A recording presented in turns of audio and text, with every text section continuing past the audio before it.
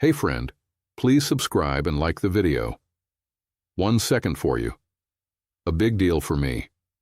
My name's Mark, and for 22 years, I thought I was one of the lucky ones. I met Claire when we were both barely out of college.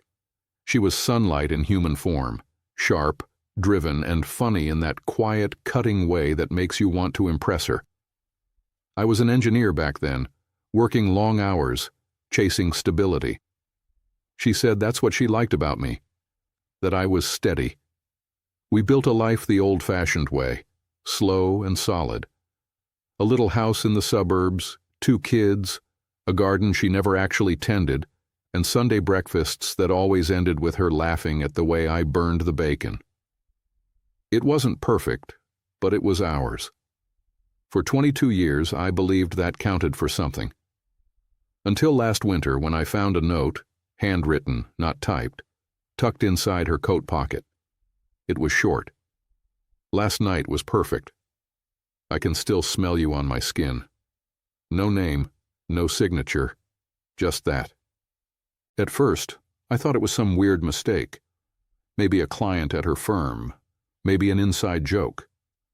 But I knew. The way she froze when I asked, "Who's this from?" That hesitation was louder than any confession. She said, "You're overreacting. It's nothing, but nothing doesn't smell like cologne that isn't yours. Nothing doesn't text her at midnight." That night, I couldn't sleep. I sat in the living room with the TV on mute, watching the glow flicker across her wedding photo on the wall. I kept wondering, when did we stop being we? When did always become until? For weeks I played dumb, pretended everything was normal. But behind that calm I started digging. Phone records, bank statements, hotel receipts hidden in email trash, and then the pictures. She wasn't careful. A dinner photo tagged by a friend, a man's reflection caught in the restaurant window beside her. Same one who'd signed the card I found later in her desk. "To my favorite risk." That broke something in me. Not because she cheated, but because she'd smiled like that, the same way she used to smile at me 15 years ago, when life still felt like it had magic left in it. I didn't confront her. Not yet. People think betrayal is fireworks and broken plates. It isn't. It's a drip. A steady, careful leak that rots the beams until the house looks fine from the street and caves in when you close the door. So I went quiet. I bought a small notebook and wrote 3 rules on the first page. Don't warn her. Don't rage. Don't let the kids drown in this. Then I started collecting time. Not evidence. Time. Because time tells the truth better than any text. Every Tuesday, late client meeting until 10:15 p.m. Every second Friday, team drinks, home at 1 a.m., same perfume she never wore for me. 2 conferences in a city that didn't host a conference that week. I checked. I took screenshots, downloaded statements, printed the hotel folios she tried to delete from her email trash. I stopped sleeping. Not from grief, strategy. I kept telling myself, don't fight her story. Replace it. The hardest part was pretending I didn't know what I knew. She'd kiss my cheek in the morning and I'd make coffee. She'd say, "You're quiet," and I'd say, "Just tired." I went to work, came home, asked about her day, and nodded through the details she invented on the spot. I became a mirror, reflecting nothing. 2 weeks into my quiet plan, I called an attorney. Not because I wanted scorched earth, but because I wanted clarity. He was older, the kind of man who has seen the same pain in 100 different suits. I slid a folder across his desk. He read in silence. "Do you want to save this marriage?" he asked without looking up. I opened my mouth and nothing came out. What I wanted was simpler than saving or ending. I wanted the version of us where she didn't lie. Since that version didn't exist, I said the only true thing left. I want truth and a life my kids can stand to live in. He nodded, wrote a short list. Then we plan. No theatrics. You change passwords on your solo accounts. Freeze credit.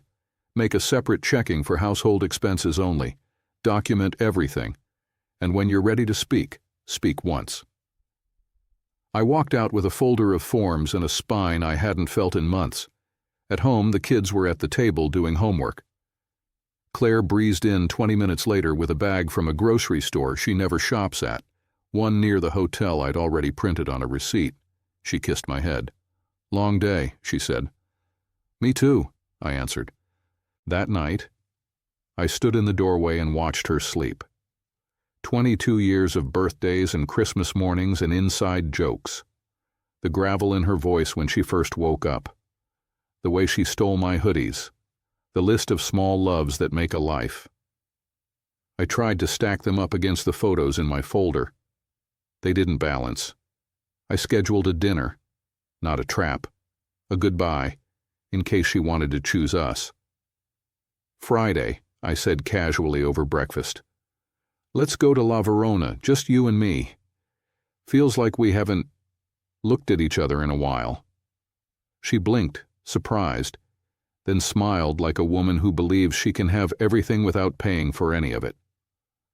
I'd love that. Friday came. I arrived early and asked for a quiet corner. I placed 2 envelopes on the table. One was thin, one was thick. When she sat down, I took her hand. It shook, just a little. "Before we order," I said, "I need you to open one of these." She stared at the envelopes like they might bite.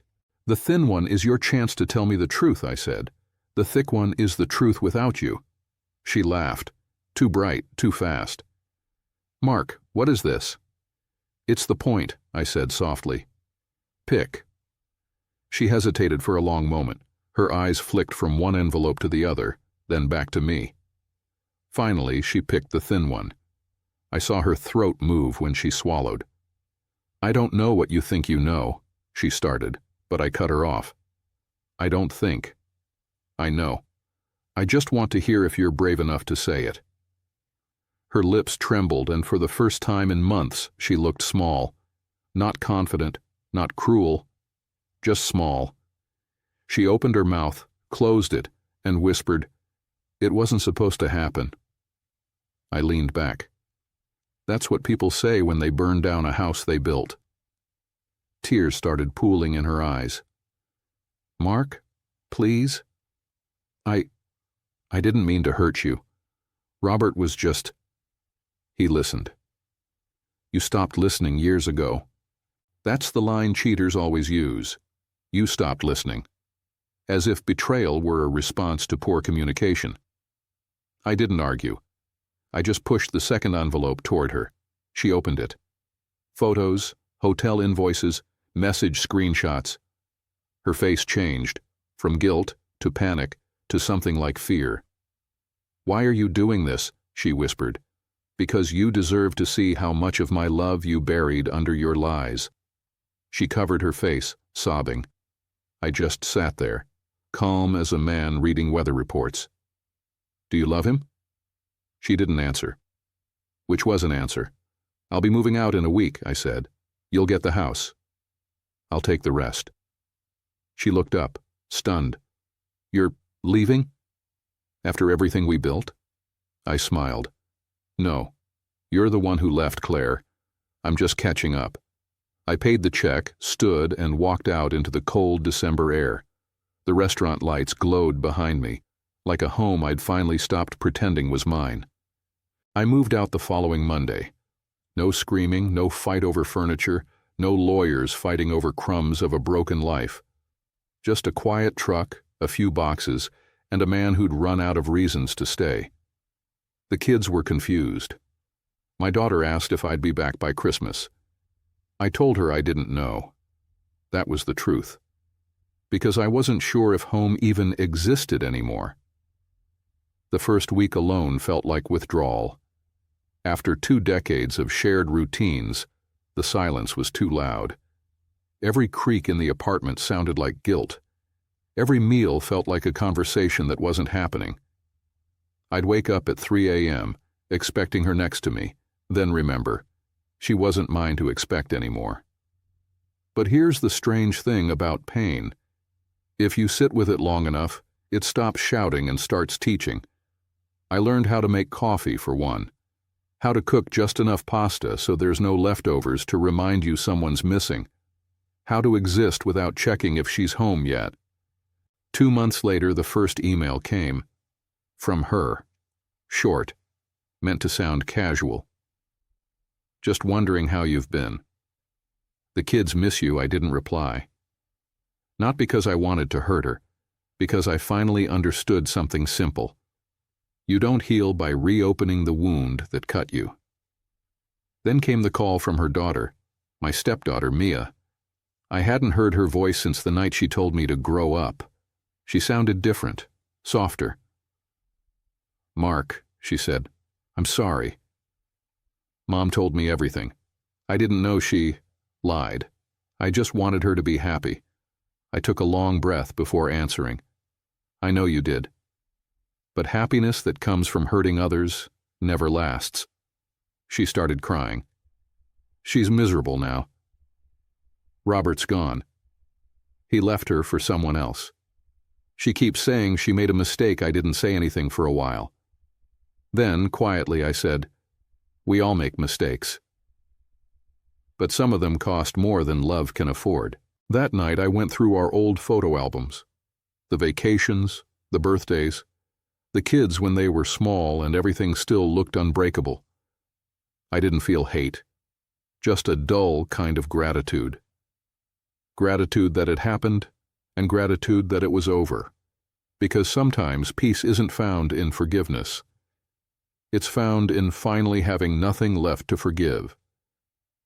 It's been a year since I walked out of that house.